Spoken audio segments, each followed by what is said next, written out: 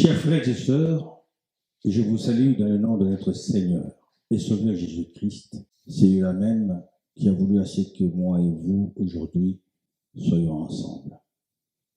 C'est dans ces beaux cadres parisiens de l'Église évangélique de Paris 15 qu'administre le pasteur Gabriel Othello que nous allons passer un moment en édification, en information sur une personne.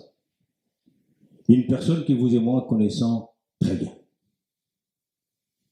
Mais une personne qui, de par les informations qui sont à mon effectif, je me suis dit, je m'approche pour m'informer, pour savoir de quoi il en résulte.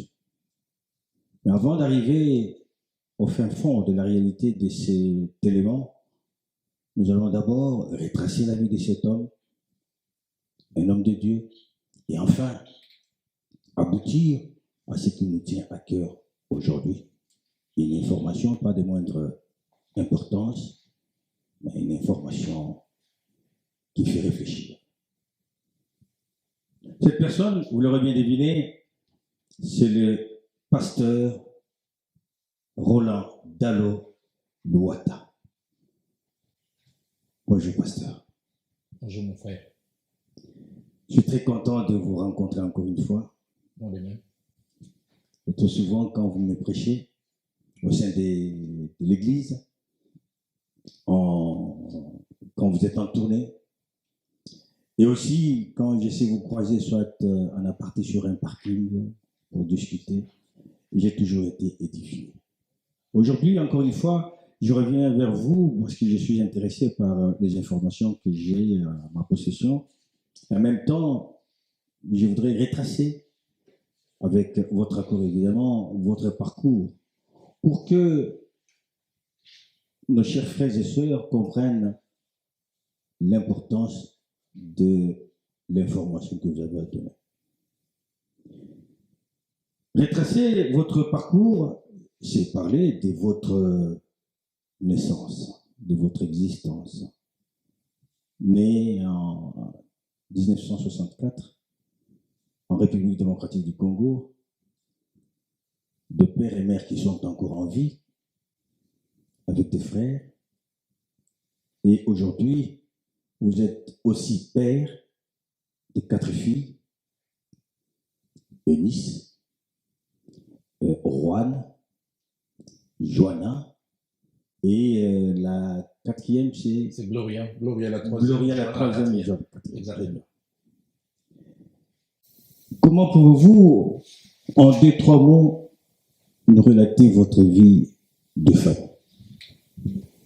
Je voudrais peut-être d'abord commencer par apporter quelques petits détails. Vous l'avez si bien dit, je suis né en République démocratique du Congo, tout au centre, dans la province de Sankuru, dans un petit coin appelé Wemboniema, qui semble être une mission protestante. Mon père, c'est Henri Bertin Louata, et ma mère, c'est Cécile Lecano. Je suis né d'une famille de 5 enfants, une fille, l'aînée, Marie-Jeanne, que j'appelle affectueusement Marie-Jeanne. Et puis moi, je suis le premier garçon. Après moi, il y a 3 autres garçons. Rémi, qui est un pasteur. Dieudonné, qui est diacre dans son église. Et puis Christophe, médecin de formation, mais qui est aussi diacre.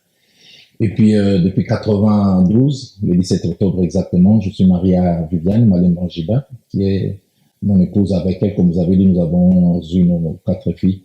Et Dieu voulant, cette année, nous allons totaliser 25 ans de vie commune.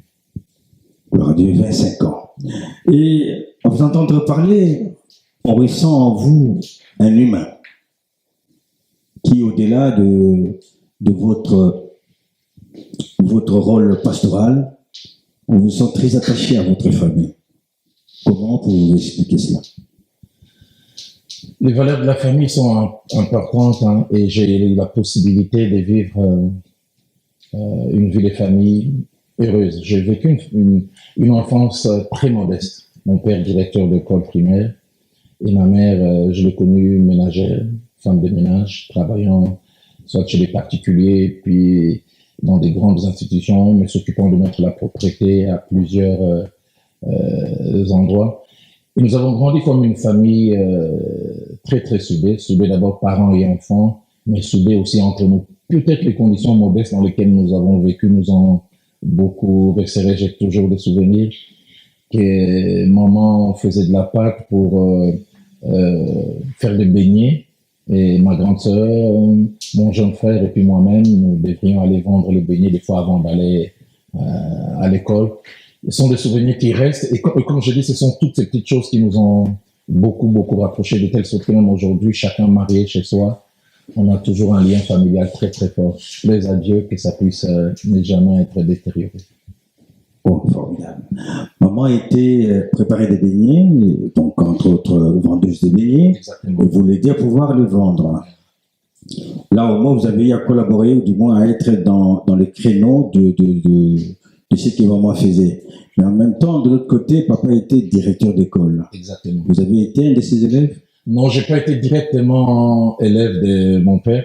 À l'époque, nous étudions dans ce qu'on appelait l'atelier de Kalina. Et il y avait 4 sections primaires. Donc, il y avait ce qu'on appelait école primaire 1, école primaire 2 et école primaire 3 et 4. Moi, j'étais à l'école primaire 4 et papa était directeur à l'école primaire 3. Donc, quand nous venions l'avant-midi, lui, avec la partie de son école, venait l'après-midi. Donc, on était dans la même concession, mais avec des directions différentes. Le pasteur, donc là, c'est un parcours de toute personne. Et du coup, un beau jour, vous renaissez de nouveau dans une famille éternelle. La nouvelle naissance en Jésus-Christ. Comment vous l'avez connue? Alors, ma conversion, si je dois la situer dans le temps, comme événement, je peux parler du 5 novembre 85. Ça, c'est vraiment le jour où j'ai accepté Christ comme Seigneur et Sauveur. Mais il y a quand même des événements antérieurs qui ont été, je ne sais pas comment appeler, des événements préparatoires, qui m'ont petit à petit amené vers la foi. Le tout premier, c'est en 76. J'avais à peine 12 ans. Mon père tombe très, très malade. Et on essaie d'aller par-ci par-là chez le médecin, on n'arrive pas à trouver des solutions. Et puis un beau jour, je le vois quasiment en train de mourir. Et puis maman nous appelle en tant qu'enfant et dit venez prier. Et puis je ne savais même pas très bien comment prier. Et maman nous a associés. Puis nous avons prié. J'ai vu maman prier de tout son cœur. Et puis papa s'est réveillé. Ça, c'est quelque chose qui m'a marqué. J'étais tout jeune, j'avais 12 ans. J'ai compris que la prière pouvait faire quelque chose.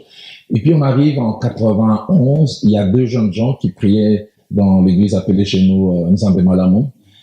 Ces jeunes gens, ils étaient de ma génération, puis ils se sont convertis. Ils viennent un jour à la maison, ils disent à ma mère que Dieu nous a dit que vos 2 premiers garçons, donc Roland, moi-même et puis mon jeune frère, ils allaient servir le Seigneur. Moi, à cette époque, je pensais à tout, sauf à la foi et surtout pas au service chrétien. Alors je me disais, ces 2 jeunes gens sûrement sont des mendiants qui veulent qu'on leur donne quelque chose. Mais ils insistaient, l'un de m'a pointé même du doigt, il dit, celui-là, il ira au-delà des mers et des océans pour annoncer l'évangile. J'ai pas rigolé, j'étais même fâché. Et puis ils ont dit à maman, Dieu nous a mis à cœur de prier régulièrement pour que cela arrive, et cela finira par arriver. Bon, j'avais mal réagi, mais c'est quelque chose qui m'est resté. Et puis finalement est arrivé le fameux 5 novembre 85 à 9h, j'oublierai jamais. Nous étions allés avec un ami visiter une jeune fille, et puis voilà, elle nous amène dans un lieu de prière. Pour nous, tout ce qui nous intéressait, c'était pas la prière, c'est tout ce qu'on voulait faire après. Et puis voilà, ce prédicateur a prêché. J'ai jamais oublié le thème de son message. Était quiconque se livre au péché est esclave du péché. Et j'ai jamais oublié. Il a martelé sur le thème esclave en disant qu'un esclave, c'est quelqu'un qui n'avait pas de volonté propre. C'est celui qui faisait la volonté de son maître. Il y a un esclave. Donc c'est à 2h du matin, il veut dormir. Son maître va venir le prendre. Écoute, tu vas me préparer du thé, va faire ceci. Et il dit, celui qui est esclave du péché, le péché domine sur lui. Et quand il parlait de l'esclavage, j'avais vraiment comme l'impression que ma vie était étalée parce que je voyais toutes sortes de choses dans lesquelles j'étais lié. Des fois que j'ai regretté et que je faisais, soit dit en passant, je prends un exemple, mon père était directeur d'école primaire.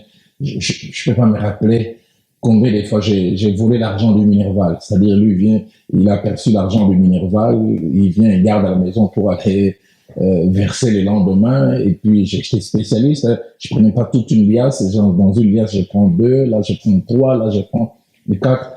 Et je les voyais 2 jours après, il revient, il commence à pleurer. On va me mettre en dehors du travail. J'avais quitté les livres. Je disais, bon, je ne veux plus faire. Et puis, 2 semaines après, j'ai refait encore la même chose. Et ça, c'est l'une des images fortes qui m'est revenue quand on parlait de l'esclavage. Mais ce que j'ai aimé, c'est que le prédicateur, ce jour-là, ne s'est pas arrêté à parler de l'esclavage, et puis il a ajouté, si le Fils de l'homme vous a franchi, vous serez réellement libre. Et il a parlé de la liberté que l'on pouvait obtenir en Christ.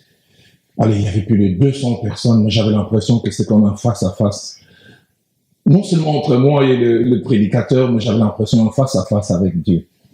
Et à la fin, il a lancé un appel. J'avais un double sentiment, un sentiment de honte, parce qu'il y avait plusieurs jeunes filles, dont celle à qui je voulais faire la cour, donc c'était pas le meilleur endroit pour... mais en même temps, au fond de moi... C'est non ce qui était prévu de faire après. Exactement. Mais en même temps, au fond de moi, j'avais comme une certitude, comme les anglophones disent des D-Day, ça c'est les jours J. J'avais au fond de moi comme une certitude, si j'ai manqué cette occasion, peut-être qu'elle va jamais revenir. Et puis je me suis avancé. J'ai dit oui à Jésus-Christ dans ma vie. Je peux pas dire, j'ai senti quelque chose, mais n'empêche, quelque chose s'est passé au fond de moi. J'oublie jamais, à 11h, je rentre chez moi à la maison, j'ai passé de 11h jusqu'à 15h dans les larmes en train de pleurer.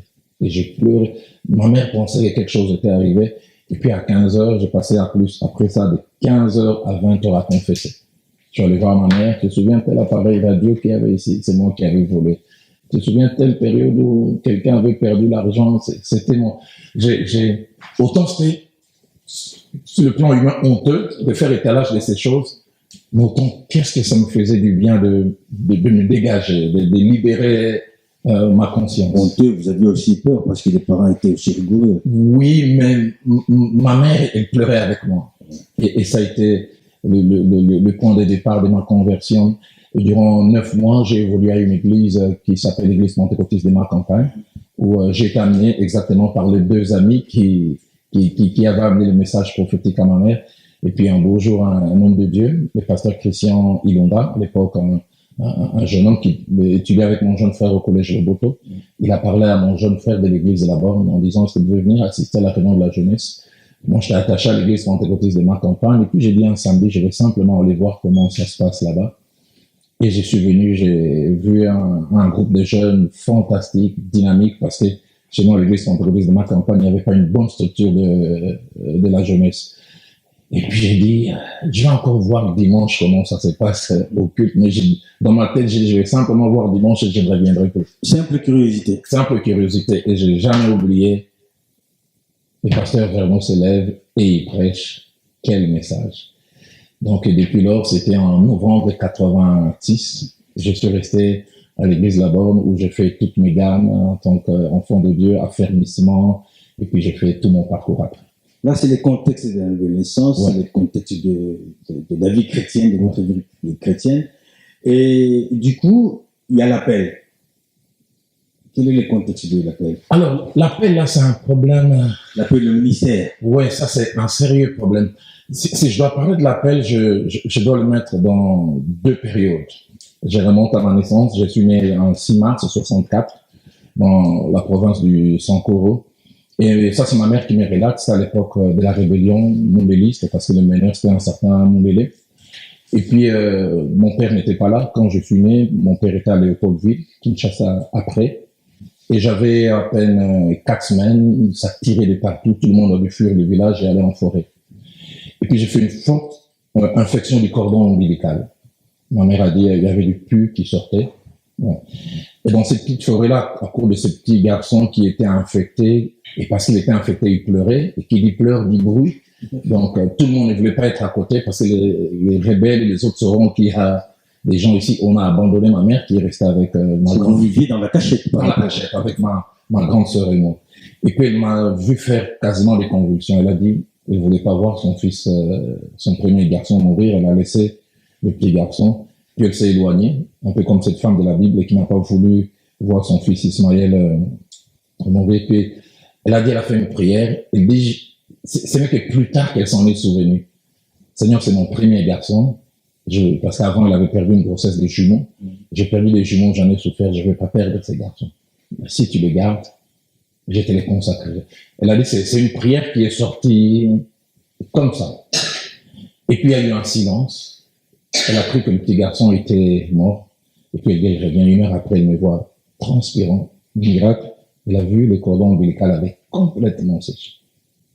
Elle dit, elle n'en revenait pas. Elle s'est mise à rendre grâce à Dieu en disant, Seigneur, j'ai fait cette prière. Et de temps en temps, quand je grandissais, que je faisais une bêtise, elle me rappelait ça. Roland, toi, tu dois la vie à ce que Dieu a eu à faire. Je relate ça parce que finalement, quand je me convertis, et en 89, j'ai la ferme conviction que Dieu m'appelle au ministère. Je viens, je lui en parle. Elle me dit, Roland, non seulement que je suis content, mais pour moi, c'est quelque chose que je sentais de plus en plus, surtout depuis que ces jeunes gens... On dirait qu'elle t'avait déjà consacré. Exactement, elle m'avait consacré. Et puis les 2 jeunes gens étaient venus lui parler en 81. Mais il dit, le grand problème, il faut aller convaincre ton père. Alors j'avais un problème, mon père c'est un... Papa avait un pseudonyme? Son prénom c'est Henri Bertin, et nous on l'appelait simplement Monsieur le Directeur. Ouais. Et maman qui dit, allez voir Monsieur le Directeur. Allez voir Monsieur le Directeur. Alors le grand point avec Monsieur le Directeur, c'est que Monsieur le Directeur n'est pas allé très loin dans les études. Il s'est arrêté à ce qu'on appelait à l'époque l'école normale, 4e année. Donc il lui restait 2 années pour avoir l'équivalent du bac. Il aurait voulu aller jusqu'au bac. Son père est décédé, il était très jeune, il devait avoir entre 8 ou 9 ans. Et puis c'est son grand frère, l'aîné, qui a pris soin de lui, qui l'a fait étudier. Mais il va s'avérer que son grand frère s'est arrêté, mis en prison pour un problème dont j'ignore les détails. Donc celui qui le supportait n'était plus là, il a dû arrêter les études et il a commencé à enseigner. Pourquoi j'en parle? Parce que plus tard dans ma vie, j'ai subi toute cette pression. Papa voulait faire de moi ce que j'appelle sa version corrigée, améliorée. C'est-à-dire tout ce qu'il a voulu devenir et qui n'est pas devenu. Il concrétisait ça sur... Voilà. Et il me mettait la pression. Je me souviens quand j'étais à l'école secondaire, j'étais un peu plus brillant en français, en histoire, mais il tenait parce qu'il voulait devenir médecin, il voulait coûte et coûte que je fasse aussi médecine. Mais Dieu a conduit les choses. Je n'oublie jamais le jour où je suis allé lui parler de mon appel au ministère. Papa s'est mis à pleurer comme s'il avait perdu un être cher. Il me dit, mais Roland, pourquoi tu me fais ça? En plus, tu es l'aîné de mes garçons. J'ai toujours rêvé que tu aies un cabinet médical ou peut-être plus tard faire autre chose. Et il y a eu un froid entre nous, avec quasiment d'1 année. C'est un peu de mauvais souvenirs quand j'y pense. Mais en même temps, j'ai dit, je ne vais pas me lancer sans sa bénédiction. Et puis finalement, on se retrouvera. En 90, vers la fin, il me dira, écoute, puisque c'est à ça que Dieu t'appelle, je voudrais te lâcher. J'ai senti qu'il le faisait malgré lui, mais finalement, il a pu le faire. Non. Mais au jour d'aujourd'hui, mon père, c'est, allez, comment je peux l'appeler? J'exagérerais, je dirais, il fait partie de mon fan club. Ah oui, ça c'est bien. Simplement pour dire que c'est quelqu'un qui me porte à cœur. J'ai ouvert une petite anecdote. Il y a 3 ans, je suis allé le visiter dans son école, là où il est directeur. Il a 26 classes. Et dès que j'arrive, il me dit, Roland, tu sais, quand je dis ici que je suis le père du pasteur Roland dans l'autre personne et quoi. Alors, il m'a fait faire ce que j'appelle un pèlerinage dans chaque salle de classe pour dire, vous voyez, le Roland dans le pasteur, c'est mon fils. Alors, j'ai pensé à toute cette adversité une vingtaine d'années avant. Et puis aujourd'hui, voilà. Moi, aujourd'hui, il est très, très fier. Vous devenez un sujet quand même d'honneur. Très, très fier de moi. Et je bénis Dieu pour cela. Et maman, une grande chrétienne, une grande prieuse. Ah, ça, c'est quelque chose que j'oublierai jamais. Ma mère, c'est ma référence. Je ne sais pas combien de fois entre mes 13 ans et mes 18 ans, j'ai sorti. Moi, je fais partie de l'époque des Zaïko. Donc, il y a des endroits qui disent faites rien aux jeunes d'aujourd'hui. Maïlika, c'était des endroits où j'allais pour les concerts. Et des fois, j'ai partais un samedi, je revenais dimanche très tôt le matin, après avoir pris aussi un verre d'alcool. Mais je disais, je ne sais pas combien de fois je suis rentré les soirs, 2 ou 3 fois, 3 heures du matin, je trouve ma mère à genoux au salon, en train de prier. J'ai jamais oublié cette scène en 82. Je la trouve au salon à 3 heures en train de prier. Seigneur, sauve mon garçon, sauve Roland. J'avais pris un verre de trop. Je suis venu, j'ai même pris C'est ce vrai, je dis, mais maman va dormir, que Dieu me sauve de quoi? Qui t'a dit que Je suis là. j'ai un problème? Mais avec les reculs, j'ai béni Dieu de m'avoir donné une mère comme ça qui a su porter dans la prière et qui a su lutter avec les mondes des ténèbres pour que je puisse être arraché de toutes ces choses qui voulaient m'happer. C'était bien essentiel et très important de pouvoir insister sur cet aspect de l'appel au ministère. Et du coup, donc, le ministère, vous l'avez démarré où?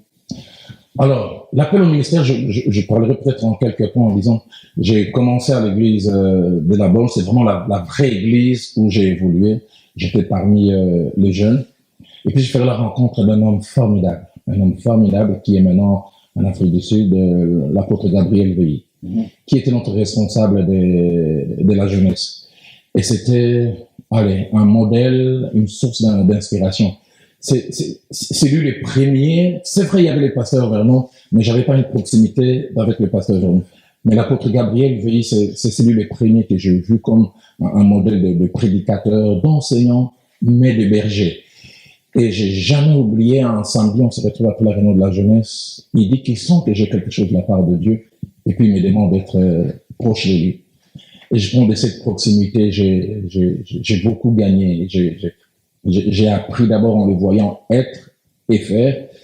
Et finalement, quand j'ai eu la conviction d'avoir l'appel au ministère, c'est la première personne vers qui je suis allé. Quand je suis allé lui en parler, il rigolait. Et il me disait même que lui, il était déjà au courant. Et c'est avec lui que j'ai appris les b.a.-ba du ministère. Et puis, il y a eu un homme aussi qui a beaucoup compté, un aîné que j'ai trouvé à l'église de la Bonne, le pasteur Marcel Bomboko. Le pasteur, l'apôtre Veilly, lui, m'a appris, je peux dire, la parole de Dieu, le charisme. Mais le pasteur Bomboko m'a appris le caractère. Un homme rigoureux, un homme d'un très, très grand sérieux. Et puis, c'est vraiment lui qui m'a servi des ponts. Les caractères dans les services. Dans les services. Et c'est lui qui m'a servi des ponts avec le pasteur Vernon. Donc, c'est lui qui m'a vraiment amené, un peu comme André a amené Pierre auprès de Jésus. C'est le pasteur Marcel Bomboko qui m'a rapproché du pasteur Vernon. Et puis là, entre en scène cet homme, je ne sais comment dire, chaque fois que je parle de lui, c'est avec un peu d'émotion, qui a beaucoup compté, qui compte encore pour moi, c'est le feu Jacques-André Vernon. Et qui compte aussi beaucoup pour la République de Martinique. Ah oui, un homme qui a beaucoup fait. Et il a aussi décelé en moi cet appel au ministère déjà en 91, 91, durant le Belge. Il a permis que j'aille faire une formation au Centre international d'évangélisation. Il me disait, Dalo, Dieu a placé quelque chose en toi. Et puis là, en 93, c'est lui qui était son adjoint, est allé faire un complément en formation théologique à Lomé. Je me retrouve lors d'une réunion des anciens. J'avais 29 ans. Il me prend, il dit, Dalo, j'ai prié et Dieu m'a dit, c'est toi qui vas remplacer Marcel. Vous avez 29 ans, la moyenne d'âge des anciens, c'était combien à peu près? Je pense la quarantaine. Hein. J'avais l'impression d'être un bébé au milieu des grands. J'imagine bien les contextes. C'est qu'avec les reculs, quand je vois toutes les tares que j'avais à l'époque, les lacunes, je me suis toujours posé la question, comment a-t-il pu faire confiance à quelqu'un d'aussi jeune? Non seulement qui me laissait prêcher à l'église, mais les messages qui étaient prêchés à l'église passaient à la radio.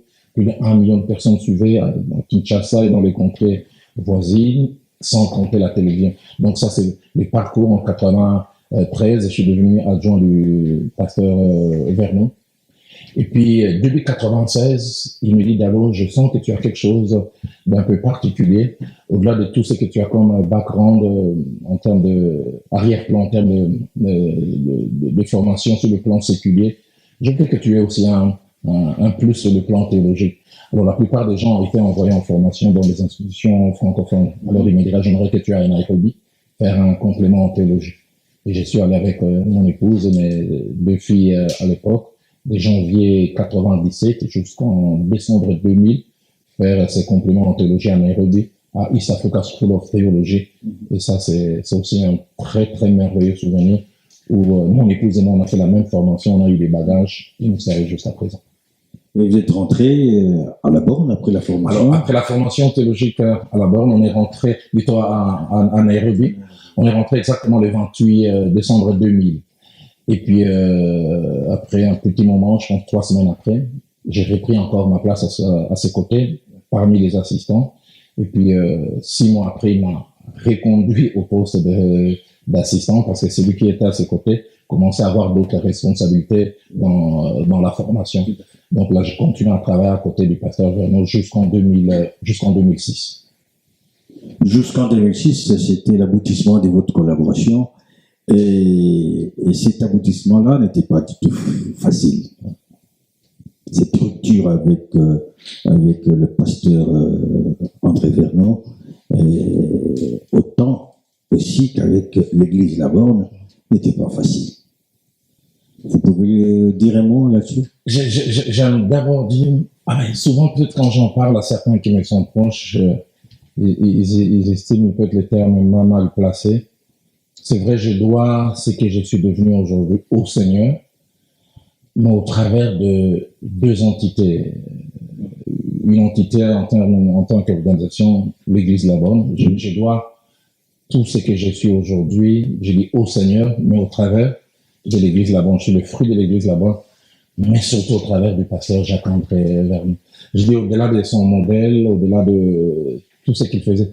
Il n'y a pas eu beaucoup qui ont eu une intimité, une proximité avec l'homme. Oui, avec lui, il me donnait accès à sa bibliothèque, il me donnait accès à ses livres. J'avais la possibilité de lui poser des questions et il donnait des réponses, peut-être qu'il n'a pas toujours donné à plusieurs personnes. Mais bon, certains événements malheureux sont arrivés. J'ai toujours cru que c'était indépendant et de lui et de moi. Certaines personnes peut-être se sont mixées entre nous et ce qui est tristement arrivé est arrivé. Mais j'aime pas trop garder le côté triste. Je sais qu'il en a souffert, peut-être aussi l'Église et les gens. Mais je bénis Dieu, comme la Bible dit, Dieu fait conclure toutes choses pour notre bien. Je dois avouer, même dans mes cauchemars les plus fous, je n'imaginais jamais en dehors de la borne. J'imaginais jamais mon parcours autre que sous le feu Jacques-André Verneau. D'où ce qui me préoccuperait pour ne pas nous attarder sur les raisons, sur comment les choses se sont faites pour que vous puissiez vous séparer et tout ça. Mais d'où je suis intéressé par ce que vous avez dû endurer en tant qu'humain. Vous venez de le dire, vous n'aviez jamais envisagé de pouvoir terminer votre vie sans la borne, vie chrétienne évidemment. Et là, vous êtes retrouvé carrément en dehors de la structure et séparé de l'homme, André Verneau. Comment avez-vous vécu cela? Je veux peut-être d'abord, avant de revenir à moi, par rapport à ce que j'ai vécu, dire que je pense pas être le seul à avoir souffert. Je pense que le pasteur Verneau a beaucoup souffert. D'accord.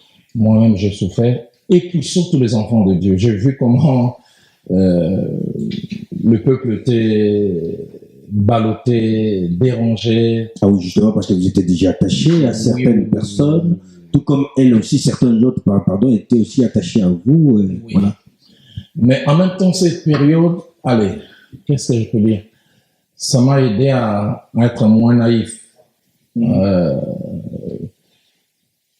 Avant que toutes ces choses n'arrivent, je pensais que l'église locale était une partie du ciel, où tout le monde était ange, et j'ai découvert des comportements peut-être pas forcément... Ce qui vous a carrément plongé dans une espèce d'impasse. Une grande impasse. Vous ne saviez pas où aller, par où commencer. Ouais. Quand bien même vous aviez votre ministère, les compétences et capacités, vous ne saviez rien faire. Donc tout arrive au mois de novembre 2006. Je ne veux pas rentrer dans les détails. Nous avons cet entretien à deux avec le feu Jacques-André Verneau. Nous parlons et puis plus tard quelques aînés viennent aussi. On se rend compte que vu certaines choses, on ne pouvait plus continuer à travailler ensemble. Je pense même que la communauté a essayé un peu de... Vous êtes séparés un peu à la manière des Paul et Silas. Malheureusement. C'est pas complaisant, ça? Ah, mais je pense que Paul et Silas étaient ici, vous diront que ça n'a pas été facile.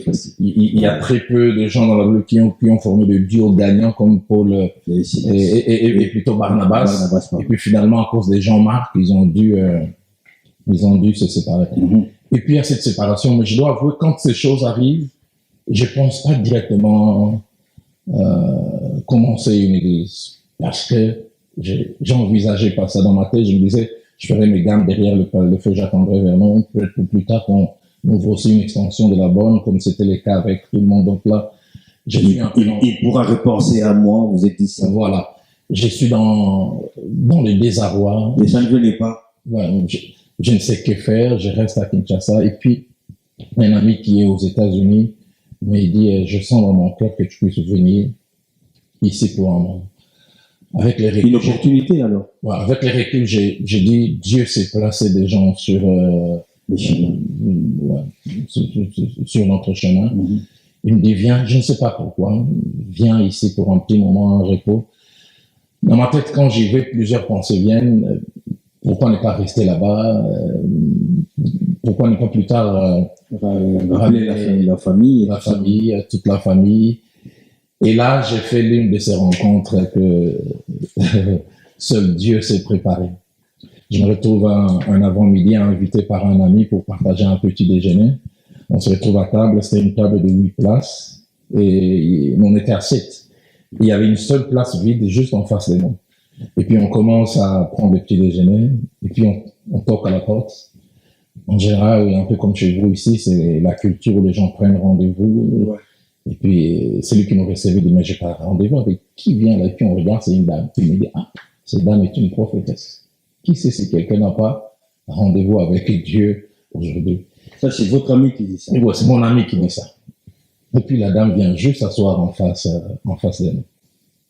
Et alors qu'on était en train de partager le petit déjeuner, je lui ai demandé, can I have the salt, please? Est-ce que je peux avoir le sel? Et puis à peine elle m'a donné le sel, elle a commencé à dire des choses. Ainsi parle l'Éternel. On a dit le nom de mon père, c'est une noire américaine qui n'a jamais parlé ni français ni lingala. Et puis elle dit les noms de mon père dans sa totalité, c'est vrai avec l'accent anglais, les noms de ma mère. Puis elle me donne des détails sur moi-même en me disant que tu aimais beaucoup le football quand tu étais tout petit, quand tu avais l'âge de 10 ans, quand vous jouez au football, on t'appelait tel, je ne vais pas le dire, pour que les gens ne me rappellent pas ça. Oui, et puis voilà, il dit voilà c'est par quoi tu es en train de passer. Il dit 4 choses. La première, tout ce qui arrive, sache que c'est la volonté de Dieu. C'est Dieu qui est en train de vouloir faire quelque chose. Et puis les deux, il dit je te vois enceinte de quelque chose de grand que Dieu veut faire sortir par toi. Et puis les 3, il dit Dieu t'aime beaucoup. Et puis ton pasteur aussi t'aime beaucoup. Mais tout ce qui arrive, c'est tu ne l'as pas voulu et lui non plus ne l'a pas voulu. Et puis il va ajouter le 4e élément en disant tu dois rentrer au pays. Mais quand tu vas rentrer au pays, j'ai jamais oublié, il dit je vois le chiffre 33, et puis je te vois quitter les lits, et puis je te vois passant la nuit, coucher à même le sol. Et puis il me dit, tu dois prendre durant ces 33 jours, chaque jour, un demi-verre de jus, et puis seulement 2 cuillerées de légumes. Pas de repas. Il dit, si tu le fais, tu verras ce que Dieu va faire. Ce que j'aime, c'est que ça m'a donné des balises. Parce que quand je venais, allez, je savais pas, déjà je savais que je devais rentrer. Et là, j'ai su que j'avais quelque chose en gestation. Et là, on se retrouve donc au mois de mai 2007. Je rentre, puis j'en parle avec mon épouse. On prend un moment de prière. Mais j'ai pas toujours eu une clarté. Donc, de mai jusqu'au mois de septembre. En septembre, j'amène encore mon épouse à Brazzaville pour 30 jours de... Alors, c'est là, petit à petit, où Dieu commence à m'éclairer. Et Dieu m'amène d'abord à étudier l'Apocalypse chapitre 2 et 3 de cette église. Et c'est là où cette pensée de l'église de Philadelphie sera déposée dans mon cœur, une église assez spéciale. Quand vous lisez les 7 églises, l'église de Philadelphie, c'est une église à laquelle Dieu n'a presque pas fait des reproches. Mais la phrase clé que Dieu m'a donnée, j'ai mis devant toi une porte ouverte que personne ne peut fermer. Et c'est ces jours-là que j'ai entendu Philadelphie. C'est vrai, tout est parti de mon parcours des États-Unis, toutes les villes par où je suis passé, mais ce nom a été cristallisé à Brazzaville quand Dieu m'a parlé en disant, je voudrais que l'église puisse s'appeler Philadelphie, qui veut simplement dire en grec les frères qui s'aiment, amour fraternel, ou des frères qui s'aiment. Et c'est devenu même l'un des piliers de notre Église. Ainsi, un certain 24 février 2008, vous implantez une église évangélique sous votre administration qui s'appellera le Centre Missionnaire Philadelphie. Exactement, ça c'est le 24 février, nous commençons par un culte et grand était notre étonnement de voir quasiment des milliers de personnes qui sont venues. Et puis la semaine qui a suivi, à partir de mardi, le 26, nous avons commencé un séminaire. Parce que ça peut toujours étonner, malgré que vous avez reçu une aussi forte prophétie, vous étonnez qu'il y ait eu un tel monde. Ouf! J'oublierai jamais les jours où la veille, je viens samedi pour préparer la place et je trouve qu'ils sont en train de préparer la place pour accueillir entre 800 et 1000 personnes. Je leur dis non, vous êtes trop optimiste. Mettez au moins 400 à 500 places. Je sais pas très bien, autant j'avais reçu quelque chose de la part de Dieu, mais il y avait le côté humain. J'ai toujours ces souvenirs. Je venais de Kingabwa, là où j'étais en retraite. Les jeunes hommes qui me servaient des conducteurs, il me l'a rappelé, il aime souvent me le rappeler. Il dit en général, quand on est avec toi, tu aimes rigoler, tu aimes parler. Mais ce jour-là, quand on a quitté Kingabwa, jusqu'à Gombe, tu étais silencieux. Dit, personne, c'est la meilleure, tu tremblais. Et tu tremblais tellement j'entendais même le bruit de tes dents. Et j'oublie jamais, on fait ces déplacements. Et dès qu'on rentre sur l'avenue à Philadelphie, je vois des gens comme des chenilles. Je dis, dans mon cœur, je m'exclame, mon exclamation était en lingala. Je dis, quand même. Donc les gens sont quand même venus. Et puis nous sommes rentrés, c'est 30 minutes avant que le culte ne commence, les 800 places étaient occupées. Et puis après, on a fait le premier culte à 1250 personnes. Et depuis lors, le nombre n'a jamais baissé. J'arrive pas à expliquer ce qui s'est passé. Depuis lors, aujourd'hui, le Centre Missionnaire Philadelphie est une très, très grande structure. Ouais, exactement. Comment a été organisé? Alors, Dieu nous a aidés, et c'est là où je reviens encore pour parler et de la borne et du pasteur Vernon. La borne a été une très, très grande école pour moi. J'ai vu l'œuvre de Dieu avoir le côté spirituel, le côté prédication, mais j'ai vu le côté administration être bien mis en place. Et Dieu merci, j'ai été assistant du pasteur Vernon, donc ce qui faisait que longtemps, j'avais pas seulement les spirituels, je faisais l'administrateur, et j'ai pu passer par les rouages, et ça m'a vraiment, vraiment aidé. Alors, ce qui fait que quand Philadelphie commence, puisque nous faisons partie de la communauté des assemblées de Dieu, la même communauté que l'église de la Borne, nous avons calqué nos structures sur ce que les assemblées de Dieu demandent, mais en ajoutant peut-être une autre touche qu'il n'y avait pas et qu'il n'y a pas ailleurs. Alors, notre structure aussi vos propres sensibilités. Exactement. Donc, il y a d'abord l'assemblée générale, et puis après l'assemblée générale, il y a le pasteur, et puis après le pasteur, il y a ce que je peux appeler deux branches. D'un côté, il y a l'administration, donc il y a un administrateur qui a sous lui tout ce qu'il y a, secrétariat, comptabilité, intendance, et de l'autre côté, il y a ce qu'on appelle l'assistanat. Et dans l'assistanat aussi, il y avait deux branches parce que j'ai eu 2 assistants. Nous avions 24 départements et 6 commissions. Et chacun des responsables avait sous sa direction 12 départements et 3 commissions. Donc, ce qui faisait que les responsables du département n'avaient pas directement affaire à moi. Ça me permettait moi de me concentrer sur la prédication et sur la vision, sur la réflexion de comment l'œuvre de Dieu devait avancer. Et les 2 assistants s'occupaient de gérer les départements. Donc ça, c'est un peu notre structure organisationnelle qui nous a permis, au-delà d'édifier les gens, mais de faire tous ces progrès qui nous ont amenés à acquérir ces 2 grandes parcelles et puis à faire cette construction de ces temples de 5000 places à Founou. Et avoir aussi des extensions. Exactement. Aujourd'hui, vous en comptez quand même. Aujourd'hui, nous en avons 9. Il y en a 2 en dehors du pays. À Malawi, avec Nicolas Chongo, puis en Afrique du Sud avec le pasteur Raymond. Et puis nous en avons dans 3 provinces maintenant. Il y a Kisangani avec le pasteur Chico Gwamba, à Lubumbashi avec le pasteur Timothée Benguela. Et puis au Bas-Congo, on a commencé avec Patrice Itoazola qui a commencé à Boma, et puis qui a ouvert aussi à Matadi, avec Noël Yannika. Donc là, vraiment, Dieu est en train de nous aider, de nous surprendre. Et puis à Kinshasa, on a pu aussi ouvrir quelques autres extensions. On sent que vous êtes bien entouré. par la grâce du Seigneur évidemment, et cela vous permet de pouvoir voir encore plus grand pour ce centre missionnaire Philadelphie.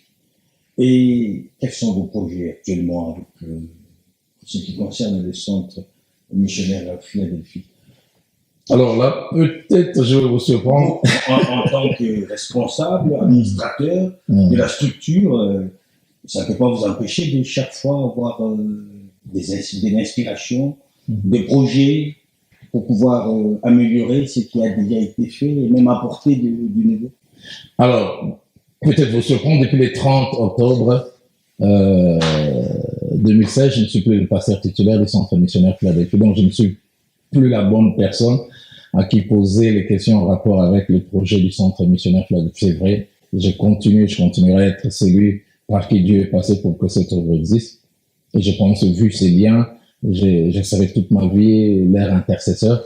Mais en termes d'impulsion, il y a une autre structure qui est aujourd'hui en place, avec d'abord le centre missionnaire Philadelphie qui était à Gombe, qui s'est dédoublé, donc avec 2 églises.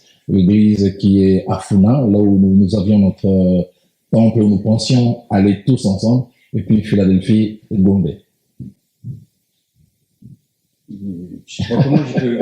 Oh, c'est vrai que vous trouvez ça drôle, mais là, vous venez de donner un coup que j'ai du mal à encaisser. Vous n'êtes plus l'administrateur du centre missionnaire Philadelphie. Je reste le visionnaire parce que Dieu passait par notre petite personne pour lancer cette œuvre. Mais vous n'administrez pas? Non, je n'administre plus depuis le 30 octobre 2016. Qu'est-ce qui s'est passé dans ce petit temps? Alors là, il y a une petite histoire qui va m'obliger à refaire un peu mon petit parcours. Comme on en a parlé tout à l'heure, il y a ma conversion qui arrive. Et puis, il y a ce détachement pour que j'aille faire un complément en théologie à Nairobi. Oui. J'arrive à Nairobi le 4 janvier 97. Le 20 mars, nous nous retrouvons dans un moment de prière. Toute une semaine, on a obligé tous les étudiants en théologie à avoir une semaine de prière. Le jeûne, on ne mangeait que le soir. Et le 20 mars, j'ai jamais oublié, nous a laissé chacun un moment seul. Je me suis retrouvé à la chapelle. C'est l'une des rares fois où Dieu m'a parlé concrètement. Et Dieu m'a dit, Roland, dans le dernier virage de ton parcours ministériel, je te détacherai de brebis et je ferai de toi les bergers de bergers. Je voudrais que tu te détaches des brebis. Je vais faire que tu puisses t'occuper des bergers, afin qu'ils soient bons pour qu'ils s'occupent des brebis. J'ai reçu ce message, mais je ne l'ai pas bien compris du coup. Et puis dans ma tête, je me disais, berger de bergers, c'est bon, mais sûrement ça arrivera plus tard. Je rentre au pays, je continue mon parcours ministériel, et puis il arrive quelques jours avant que Philadelphie ne commence. Au mois de janvier 2008, le 14 exactement, j'ai un petit groupe avec lequel je prie une douzaine de personnes, dont le pasteur Atoms Mouma, saisi par l'esprit. C'est avant là. Et pourtant, il n'a jamais été au courant de ces choses que Dieu m'avait dites bien des années avant. Atoms, mais saisi par l'esprit, me dit 2 choses. Il dit, Dieu me dit qu'il t'a donné un appel, mais qui ne doit pas être bloqué au niveau de l'église locale. Dieu te donne un appel, à la fois tu bénis l'église locale, mais tu as appelé à être en bénédiction au corps du Christ. Et ton église, du reste, doit apprendre à te partager avec le corps du Christ. Et puis il s'arrête, il répète ce que l'on m'avait dit, parce qu'Atom, c'est il parle très bien anglais. Il dit, je vois shepherd of shepherds, berger de bergers. Il dit, Dieu me dit, tu es appelé à être berger de bergers. J'ai dit, là, cette histoire me suit encore. Philadelphie commence. On se retrouve au mois de juillet 2010. Je suis invité pas très loin d'ici, à Bruxelles, par un pasteur bienvenu. J'enseigne durant 4 jours et puis le dernier jour, j'ai fait un service. Quand j'ai fait un service, une dame, j'ai pensé qu'elle était simplement une adoratrice, quelqu'un qui conduisait la louange et l'adoration, mais je ne savais pas qu'elle était aussi prophétesse. Je donne même une parole que j'ai reçue de la part de Dieu et j'ai prié pour elle. Après, elle demande le micro. Quand elle prend le micro, elle me dit 2 choses. La première de Dieu me dit de te dire, elle est fâchée contre ton église. Parce que Dieu t'a appelé à bénir l'église locale, mais aussi à bénir le corps de Christ. Mais depuis quelque temps, ton église ne veut pas te lâcher. Elle veut simplement que tu restes. Sache que ce que Dieu a placé en toi, c'est pour partager. Et puis elle s'arrête. Elle me dit, Dieu me dit, tu es appelé à être berger de berger. Et puis je vois une horloge, le compte à rebours. Il dit, ça ne va pas tarder. Et Dieu va te détacher de ton rôle de berger qui s'occupe de brebis et va faire de toi celui qui s'occupe d'autres bergers. 2010. Et depuis maintenant 17 ans, chaque 1er janvier, j'ai l'habitude de prendre un moment de prière toute la journée jusqu'au soir. Alors on arrive le 1er janvier 2015, je commence mon temps de prière. Toute la journée, mon épouse et les enfants étaient sortis. Et à 14h, Dieu me dit, Roland, te souviens de ce que je t'avais dit à Nairobi? Te souviens de ce que je t'ai dit par la bouche d'attente? Te souviens de ce que cette dame t'avait dit? Là maintenant, c'est le temps d'appliquer ça. Et pour moi, c'était un choc. C'est un choc. Pourquoi? Parce que ça faisait 3 ans et demi, nous avons commencé le projet de bâtir notre temple, qui est à Kinshasa, un temple de 5000 places.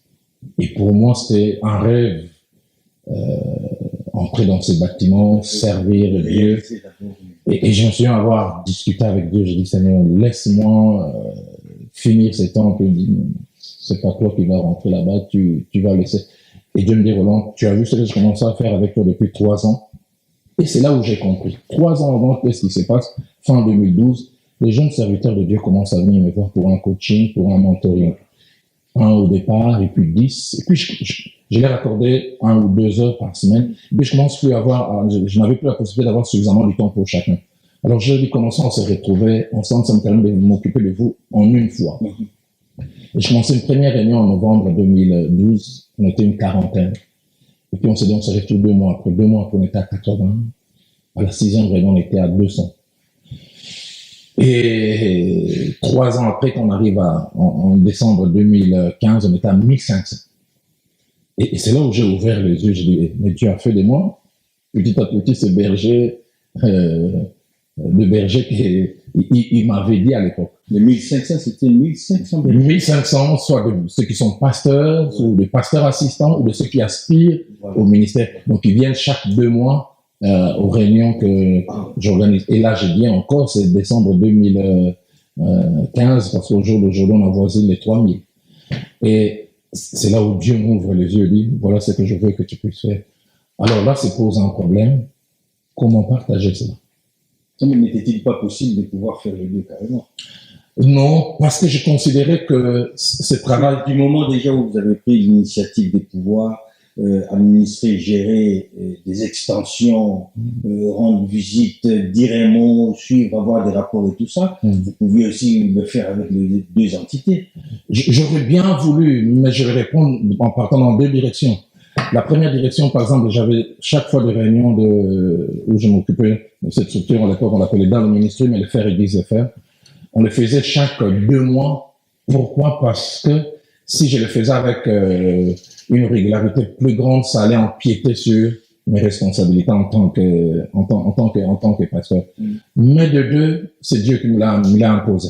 Il m'a dit, Roland, tu lâches, et je veux spécifiquement que tu puisses t'occuper principalement et spécifiquement des serviteurs de Dieu. Parce que cela a été prophétisé, Dieu a tellement insisté que vous avez facilement relâché. Il y a aussi un autre élément, je ne sais pas l'expliquer. Dès l'instant où j'ai commencé à coacher, à mentorer, si je peux parler ainsi, ce petit groupe, il y a eu comme, allez, je peux appeler ça un déménagement, je ne sais pas si le terme est approprié, mais je commençais à plus être à l'aise avec cette petite équipe. Ouais.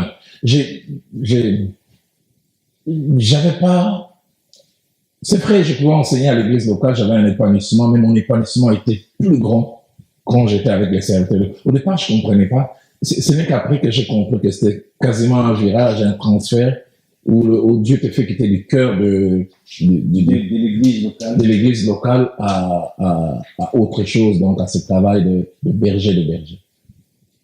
Et comment intituler, comment appeler, comment dénommer ces regroupements-là? Lesquels?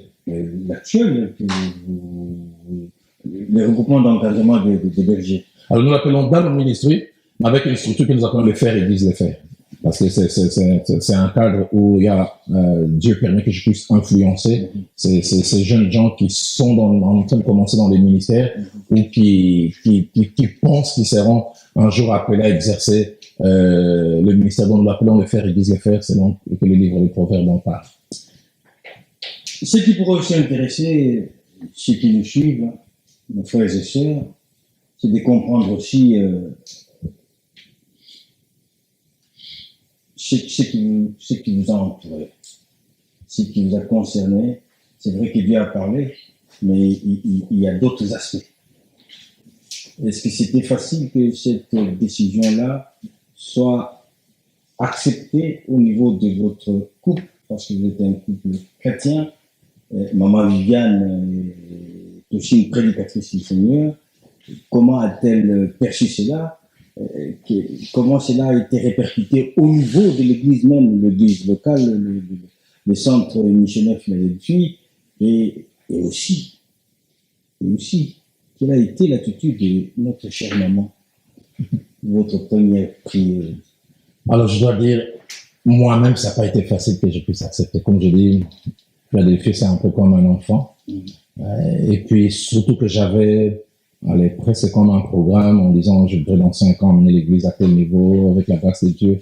Et puis là, j'avais l'impression comme un goût d'inachevé. Donc, j'ai eu difficile à lâcher. J'ai lâché parce que Dieu voulait, comme je disais, au départ, je me disais, Seigneur, si tu veux que je lâche, permets au moins peut-être que le bâtiment des fours puisse être fini et puis que je puisse assister à la dédicace. Donc, les premières surprises, ça a d'abord été moi-même. Et puis les deux, j'ai fait 7 mois, je n'arrivais pas à en parler à mon épouse. Je me disais, comment elle va recevoir ça? Et je me suis mise à prier. Là, je vais te raconter, je vais te raconter une anecdote. Elle est en dehors du pays avec nos filles. Et puis un beau jour, elle m'appelle et dit, j'ai fait un rêve. Et la compréhension de ces rêves, j'ai l'impression que depuis quelque temps, tu me caches quelque chose. Wow. Ça, c'est maman Viviane. Ça, c'est maman Viviane. D'où elle était. Ouais. Puis c'est comme un petit choc. Il dit, Roland, ça, tu me caches quelque chose? Je dis, oui. Voilà, depuis le mois de janvier, parce qu'on était au mois d'août, Dieu m'a conduit à prendre une telle décision. Et je ne savais pas comment t'aider. Et du coup, c'est un silence. C'est plutôt elle maintenant qui avait reçu le choc. Et puis, je lui dis, qu'est-ce que tu en penses? Elle dit, non, je vais revenir, puis on va prier. Elle est revenue, on a pris 7 jours de prière, elle et moi. Au 5e jour, elle est venue me voir, les yeux larmoyants. Dieu m'a dit de t'accompagner. Et là ça a été un soulagement, parce que je me posais la question, comment pouvais-je aller dans cette direction sans elle? Et puis après, j'ai eu la possibilité d'annoncer à mes 2 merveilleux collaborateurs, le pasteur Thompson ainsi que le pasteur Ken. Je parlais au comité de l'église, puis j'ai parlé aux responsables du département. Et puis finalement, j'ai parlé à l'église. Et l'église, là aussi, ça a été un choc, un très très grand choc. Est-ce qu'il est totalement intériorisé aujourd'hui? Je ne sais pas, mais je pensais dans un processus. Et là où Dieu nous a aidés, c'est que l'annonce de la décision a été faite au mois de novembre, le premier dimanche du mois de novembre 2015. Mais la matérialisation, c'est venu quasiment 11 mois après. C'est finalement en octobre 2000. Et je pense que ce temps entre l'annonce et la matérialisation a aidé à faire pédagogie et puis à préparer le peuple petit à petit. Et puis il y a eu un autre élément, il a fallu en parler à ma famille, à ma mère, à mon père ainsi qu'à mes frères. Là aussi ça a été aussi un petit choc. Parce qu'au départ, selon que nous sommes une famille très unie, j'aurais dû leur parler avant. Mais quand j'ai prié, Dieu m'a dit, Roland, tu ne demandes conseil à personne, un peu comme l'apôtre Paul dira quand il écrit aux Galates, il dit, quand le temps où je devais aller annoncer celui qui s'est révélé à moi, je ne consulta ni la chair, ni les sons. Et j'oublie jamais cette réunion. Pour moi aussi, il a été un signe comme un clin d'œil de la part de Dieu. Je me retrouve dans cette réunion chez mes parents à Lausanne. Et je me mets à annoncer ce que Dieu a voulu. Plusieurs de ma famille ont voulu prendre la parole. C'est ma mère qui a pris la parole. Maman, c'est quasiment notre patriarche, entre guillemets, au féminin. Et qui prend la parole et qui dit, ce que Roland a dit, l'Esprit de Dieu me dit, ça vient de Dieu. Et on va l'accompagner. Et j'ai vu que tout le monde se taire et aller dans la même direction que moi. Et ils ont été même là le 30 octobre quand j'ai dit au revoir à l'église. Donc voilà, j'en ai souffert, mon épouse a souffert, l'église, la famille, mais finalement les choses sont en train d'avancer. On dirait que vous êtes apaisé parce que vous avez retrouvé l'assentiment de tout ce qui vous entoure, votre épouse ainsi que vos 4 filles. l'église même, les centres missionnaires de Philadelphie, votre famille à laquelle vous êtes très attaché, et du coup vous dites, bon ok, n'avez-vous pas un peu de remords par rapport à toutes ces brebis que vous laissez comme ça? Non, je pense que le terme remords, je ne sais pas s'il est mal placé ou bien s'il est fort. Autant je savais que cette décision venait de la part de Dieu, elle vient de la part de Dieu, mais autant quand même j'avais comme un poids sur mes épaules en disant ce que je suis en train de faire, est-ce que c'est, non pas que j'ai l'impression que je suis le meilleur, mais est-ce que ces deux frères qui vont prendre la relève seront-ils à la hauteur? Si demain ils ne sont pas à la hauteur, si quelque chose arrivait, est-ce que devant Dieu je n'aurai pas à répondre? Ce sont des choses qui m'ont poursuivi longtemps et qui ont fait qu'à la fois aussi je puisse beaucoup prier pour eux, mais je puisse avoir aussi des moments d'échange avec eux et surtout avec leurs épouses. Je n'aurai pas tout le détail ici, mais j'ai eu des réunions en aparté avec les deux bien-aimés et surtout avec leurs épouses où j'ai pas porté des gants parce que je pensais que c'était ma responsabilité en léguant un héritage de mettre tout ce qu'il y avait comme un garde-fou. Mais même en ayant cédé cette responsabilité, mon cœur bat pour Philadelphie, non pas simplement les deux églises, Funa et Gombe, mais toute cette structure ne se passe jamais un jour sans que je puisse prier, ne se passe jamais une semaine sans que je puisse jeûner. J'essaie toujours de savoir comment le culte s'est passé à tel endroit. Donc malgré cette distance, j'ai le cordon ombilical attaché à cette œuvre. Vous êtes préoccupé du peuple de Dieu et on trouve comment vous savez vous ressaisir pour pouvoir trouver le juste milieu, de pouvoir faire ce à quoi vous êtes appelé à faire aujourd'hui, en même temps en ayant un peu de compassion pour eux. Et par rapport à vous, pasteur, en quittant comme ça l'administration d'une aussi grande église, d'une aussi grande structure, n'y a-t-il pas eu aussi perte de vos intérêts dans la structure, vos intérêts personnels? Il y a pas forcément des spirituels, même des intérêts matériels. Y a-t-il perte? Je ne sais pas si le terme perte est manque à gagner. Voilà. Moi, je prendrai l'exemple du maître Jésus-Christ qui a durant 3 ans préparé une équipe et qui, quand le travail a commencé à se mettre en place, je peux utiliser le terme, la mayonnaise a commencé à prendre, il est parti. Peut-on dire qu'il a perdu? Je ne sais pas. Mais la joie et le bonheur que j'ai en termes de ce que j'apporte aujourd'hui au niveau dans le ministère me fait oublier. Et je sens que c'est une progression. C'est un peu comme un enfant. Donc j'ai l'impression d'être comme un enfant parce que les 9 premiers mois, il doit rester dans les ventres. Mais 9 mois après, il doit sortir. C'est 9 mois, au-delà de 9 mois, c'est vrai, j'ai appris, il y a des grossesses qui sont allées au-delà de 9 mois. Mais si 9 mois après, il reste, il est au mauvais endroit. Et puis, avant, peut-être qu'il existe les écoles maternelles, 4 ans, 5 ans auprès des parents. Et puis, un beau jour, on doit te lâcher. Maman, tu aimes bien rester à côté des mamans, mais tu dois aller. C'est un peu cette progression que je suis en train de faire. Et je vois pas les choses en termes de perte. Hein. J'ai même plutôt tendance à croire qui sait si je ne grandis pas un peu plus avec ça. Je deviens comme un grand-père qui a ses enfants et ses petits-enfants et son bonheur, c'est de voir ses enfants grandir, faire des exploits en sachant que j'ai eu à contribuer. Donc, je vois pas les choses en termes de perte. Vous lâchez la partie et vous la cédez à qui? Alors, au jour d'aujourd'hui, Philadelphie, comme je dis, donc, il y a 9 extensions. Et puis, il y a les 2 grandes églises, donc Philadelphie Funa et Philadelphie et Gombe. Mais dans notre organisation, nous, l'église de Funa est une extension. Et les Philadelphie Gombe, c'est l'église mère. Et pasteur Atoms est à Philadelphie Funa, il dirige une extension, mais celui qui me remplace en termes de supervision de toutes les églises de Philadelphie, c'est le pasteur Ken, qui non seulement est pasteur de l'église de Philadelphie Gombe, mais est pasteur de toutes les églises de Philadelphie. Si je dois utiliser le terme, toutes les autres extensions dépendent de lui, pour ne pas dire lui font allégeance. Et c'est un frère fantastique. Je l'ai connu très jeune, il devait avoir 11 ou 12 ans. Je l'ai vu faire ses gammes dans la foi et plus tard dans le ministère.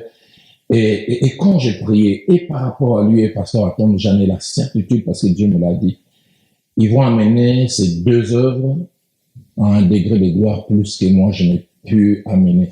J'ai vraiment tendance à dire, enfin, en empruntant les paroles des gens Baptiste, en disant que c'est lui qui vient après moi, est plus grand que moi. Et j'aimerais vous donner rendez-vous. Dans 5-10 ans, vous allez voir ce qui va sortir de ces duos, de Ken Luamba et d'Atom, et vous allez comprendre que c'était le temps pour moi vraiment de passer les bâtons, les flambeaux, pour que ceux qui viennent, et spécialement ces deux-là, puissent amener les choses à un degré de gloire plus élevé. Prenons rendez-vous, on en reparlera. On prend rendez-vous quand bien même il y a une sœur qui est fidèle au centre missionnaire de Philadelphie, qui me disait, tu comptes faire. Il y a beaucoup d'attachement à la personne de Dalo en tant que visionnaire. Donc, tel est le témoignage que nous avons recueilli à part votre décision.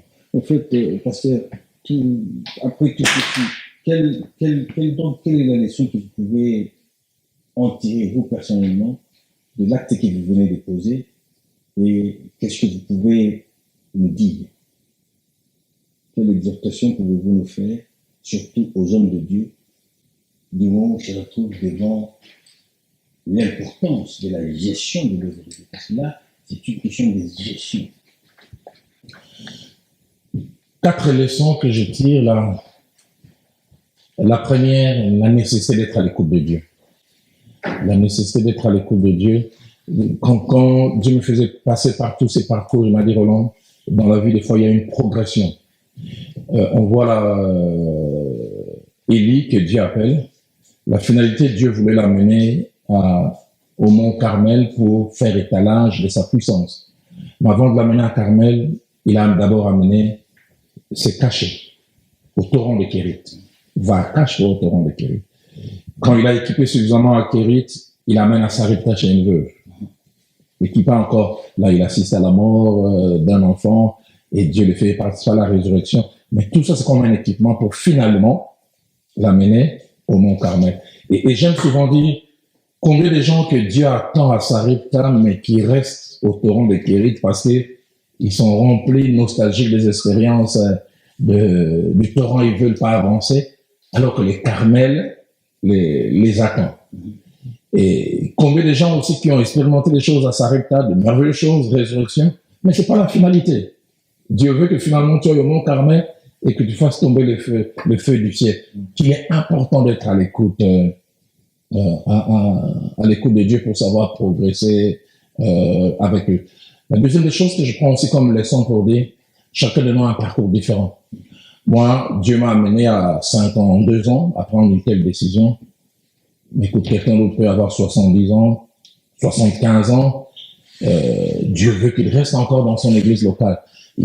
Ça ne doit pas être parce que Dalo a lâché prise, tout le monde doit lâcher. Chacun a sa course à lui différent. Le plus important, c'est d'être à l'écoute de Dieu. La troisième grande leçon, c'est que l'œuvre de Dieu appartient à Dieu. Et que au-delà de nous, Dieu se sert et se servira de n'importe qui pour faire avancer. Christ a fait le travail, merveilleux travail, puis 3 ans après il est parti. On avait l'impression que les 12 qui étaient restés, je dirais même les 11, parce que Judas s'est disqualifié, ils n'étaient pas prêts à la hauteur, mais le jour de la Pentecôte, l'Esprit venu, ils ont amené l'œuvre à un degré de gloire inimaginable, mais eux-mêmes pensaient simplement qu'ils étaient le seul choisi, et puis Dieu va venir greffer un certain Saul de Tarse, qui était d'abord adversaire de l'Église et qui finalement est devenu l'apôtre, je pense, par excellence, qui a amené l'œuvre le plus loin possible. Mais la 4e leçon que j'estime être la leçon la plus importante, et là je voudrais peut-être m'adresser d'abord au pasteur Ken, ainsi qu'au pasteur Atoms. J'ai dit, Dieu est passé par moi pour vous confier ces responsabilités. Mais comme le frère Jacques-André Vernon me disait un jour, il dit, quand vous avez des grandes responsabilités comme ça, il y a d'un côté les privilèges qui sont attachés, on vous accorde la préséance, on vous respecte. De l'autre côté, il y a les exigences. Plaise à Dieu que vous soyez à la hauteur. Je prie pour vous, je vous conseille, mais je prie vraiment que vous gardiez ces caps en termes de sérieux, en termes de consécration, et que l'orgueil ne s'invite pas. Je vous ai toujours vu sérieux, d'une grande humilité. Gardez ces vertus qui sont importantes. Soyez soudés à vos épouses. Considérez vos collaborateurs. Et qui sait, si demain Dieu vous demande aussi de passer le bâton, faites la même chose. S'il veut que vous alliez plus loin, juste avoir les cheveux blancs, allez-y. Donc, je voudrais, au travers du pasteur Kenny Atoms, dire aux jeunes gens qu'il est possible, très jeune, d'avoir de grandes responsabilités, mais pourvu qu'on puisse gérer le travail et l'œuvre de Dieu avec crainte et tremblement. Nous vous remercions beaucoup, et sincèrement, pasteur. En même temps, nous disons que parce que Dieu l'a voulu, et sa volonté a été faite, et surtout sa recommandation a été respectée. Aujourd'hui, que vous disposez maintenant à pouvoir servir aussi auprès d'autres églises, ce qui a été reproché au centre missionnaire Philadelphie en disant qu'il s'accaparait de vous, comment comptez-vous vous organiser présentement pour pouvoir être disponible auprès d'autres églises et aussi comment pouvez-vous définir, ou du moins en 2-3 mots, vos nouvelles dispositions en tant que pasteur dans l'œuvre du Seigneur? Alors, je vais dans 3 directions pour essayer d'en parler. La première direction, c'est qu'avec le temps, je me suis rendu compte que je n'étais pas seulement le pasteur de membres du Centre missionnaire Philadelphie. Surtout avec aujourd'hui tout ce qu'il y a comme médias, avec Internet. Je me suis rendu compte. Les nouvelles technologies. Les nouvelles technologies, voilà les termes que je cherchais. Que plusieurs personnes s'est retrouvées en moi. Combien de fois, monsieur, je suis retrouvé dans tel aéroport, à tel autre endroit. Donc, je me suis rendu compte que le ministère de Roland Dallot, il y avait une partie visible au Congo, puis il y avait une partie virtuelle. Des gens disséminés à travers le monde. Et je pense que cet aspect du ministère de Roland Dallot virtuel continue et continuera. Peut-être que j'ai lâché une église locale en termes d'administration, mais cet aspect avec toutes ces personnes qui, par la grâce de Dieu, sont bénies par nos messages, continue et va continuer. Surtout que nous continuerons à faire ce travail avec tout le support que nous allons mettre. Mais de deux, nous avons Dallot Ministry en tant qu'organisation au niveau de Kinshasa. Et cette structure, elle est bien assise. C'est vrai, il y a 3 ans et demi, on a commencé petit à petit à mettre les choses en place. Mais là, depuis le 30 octobre, nous sommes passés à une nouvelle phase. On a d'ailleurs nos bureaux à Kinshasa, où je viens 2 fois la semaine recevoir mon épouse aussi. Il y a 8 permanents, des personnes qui sont prises en charge. Et là, je voudrais aussi en profiter pour dire un grand merci au pasteur Atoms et au pasteur Ken, parce que dans les décisions qui ont été prises, les 2 églises ont levé l'option chaque mois de lever un certain fonds pour prendre en charge les 6 personnes qui m'accompagnent. Et ce sont des choses qui me sont allées droit au cœur, surtout que j'ai pas demandé. Mais comme les enfants, ils ont vu, ils ont dit, papa a travaillé longtemps et nous voulons lui alléger la tâche. Donc, une sorte de participation aux frais des fonctionnaires. Exactement. Et je vais même plus loin.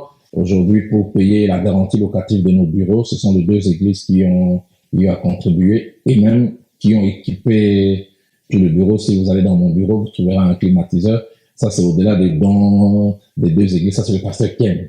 Je me souviens, il est venu, il a insisté. Il faudrait que mon climatiseur puisse être là. Et j'en profite aussi pour dire un grand merci à toutes ces personnes qui nous ont aidés à faire asseoir la structure. Donc, il y a cette structure dans le ministère qui petit à petit se met en place. Et nous sommes passés au stade d'avoir une réunion chaque 2 mois. Depuis le mois de janvier, désormais, nous avons une réunion chaque mois. Mais au-delà de cela, comme j'ai un cœur, au-delà de Kinshasa, aller bénir les serviteurs de Dieu dans les provinces. Bon, je ne sais pas encore m'adapter aujourd'hui avec le découpage qui a fait passer des 13 à 26. Nous, on fonctionne encore peut-être dans l'ancienne. Le temps va venir, peut-être on va s'adapter au découpage actuel. Je pense même sur le plan politique aussi, même ils sont en train d'aller à faire. Et je voudrais l'année faire un minimum de 4 déplacements dans les provinces. Et j'ai toute une équipe de partenaires qui sont prêts à mettre les moyens pour ça. Donc, ça, c'est le deuxième aspect, faire asseoir dans le ministère.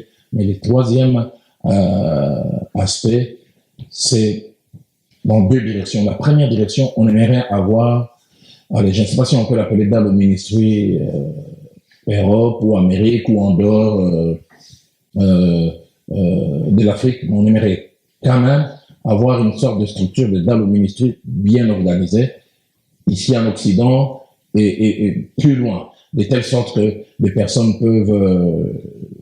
Dans le ministère, c'est ça, le ministère international. Où tout le monde pourra s'identifier, s'y retrouver. Oui, mais avec un bureau de représentation, par exemple ici en Europe, au Canada, aux États-Unis, où je vais régulièrement. Mais le dernier aspect qui est aussi connecté à celui-là, c'est l'aspect écriture. Il faut dire que depuis quasiment 10 à 12 ans maintenant, Dieu me poussait à écrire. Mais j'avais un défaut, je pensais au départ qu'il fallait écrire à l'ancienne. Soit même s'asseoir, écrire. Mais puis finalement, après avoir été coaché, j'ai appris qu'aujourd'hui, on peut écrire autrement. Et sur le plan humain, je pense qu'on a perdu un peu du temps par rapport à cela. Mais Dieu merci, avec le moins de responsabilités par rapport à l'église locale que j'ai aujourd'hui, ça me donne une plus grande marge pour passer à l'écriture. Et du reste, c'est un sujet de prière que je vous confie à vous et à tous ceux qui nous suivent. Si vous pouvez vraiment prier. Je prie qu'avant juillet, que nous passions à la vitesse supérieure.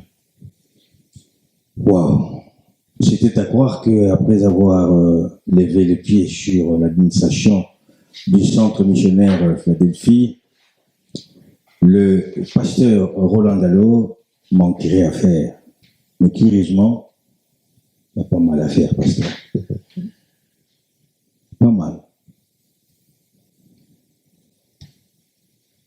Pas mal à faire. En même temps, j'ai pu remarquer que dans votre mise en place, dans votre organisation, nouvelle organisation, on croirait que vous avez tout repris. Repris jusqu'à se faire soutenir par les pasteurs Ken et Atoms. Vous avez été un grand formateur. N'est-ce pas ces parents-là qui ne peut être content et heureux quand tu vois un geste de son fils à son endroit. Je sais combien ces gestes vous ont touché. Et quant à nous, je crois qu'on a été suffisamment touchés, ou du moins, on a appris beaucoup.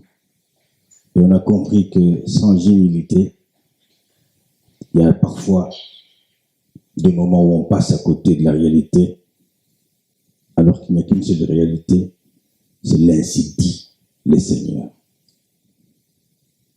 Pasteur Dallot, encore une fois, merci. Merci.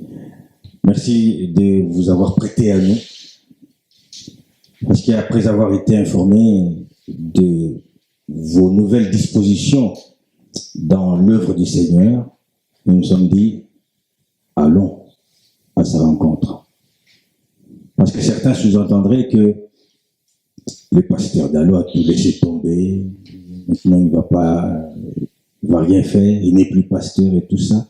Vous l'avez entendu de sa propre bouche.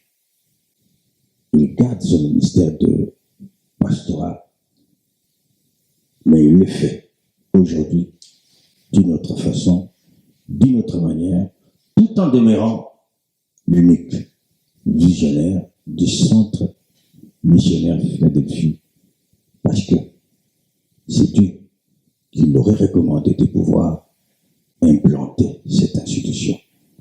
Encore une fois, merci de nous avoir suivis et ne manquez pas de réagir. Nous ferons parvenir vos réactions auprès de l'homme de Dieu. J'aurais voulu, avec votre permission, remercier un certain nombre de personnes, si ça... Je vous en prie. D'abord dire un grand merci à ceux qui nous ont accordé ces ces merveilleux cadres. Cadre parisien. Ouais, un très très grand merci au pasteur Gabriel. Mais je voudrais aussi revenir dire un grand merci à l'église là-bas qui m'a formé, qui m'a équipé, à la famille Vernon. Je voudrais dire un grand merci à l'apôtre Gabriel Veilly qui est en Afrique du Sud. Merci pour toutes ces années de coaching et de mentoring. Merci au pasteur Marcel Bomboku pour l'exemple, les modèles et les portes ouvertes dans la vie ministérielle.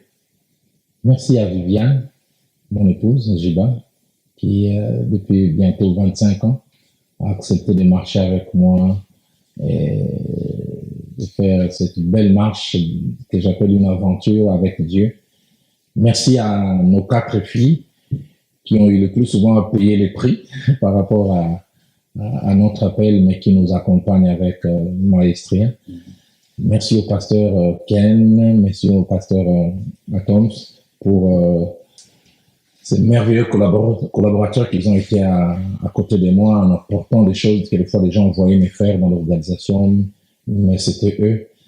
Merci à plusieurs, mais je voudrais dire un grand merci à 2 personnes, à 3 même quasiment parmi la merveilleuse équipe qu'on avait à notre église de Philadelphie dans sa configuration ancienne. Madame Annie Samuna Tuluka, un grand merci, elle a dirigé le comité de l'église avec maestria. Merci à Papa Serge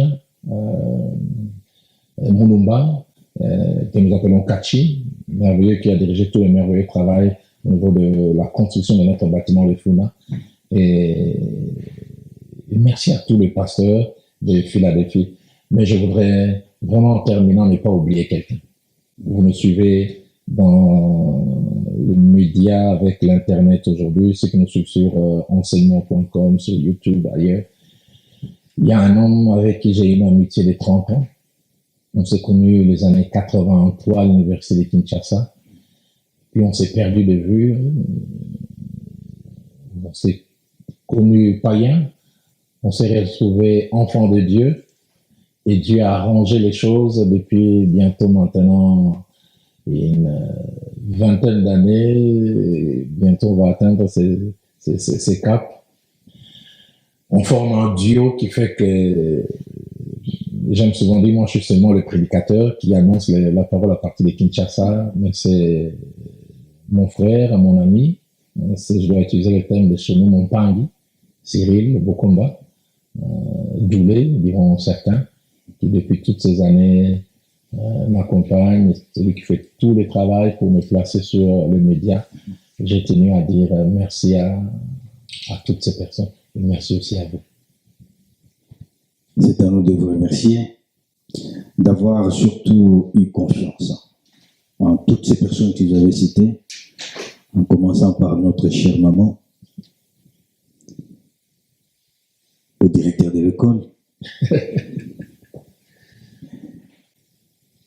à maman Viviane, jusqu'à Mpani. Merci, pasteur. Mais c'est à moi de vous remercier.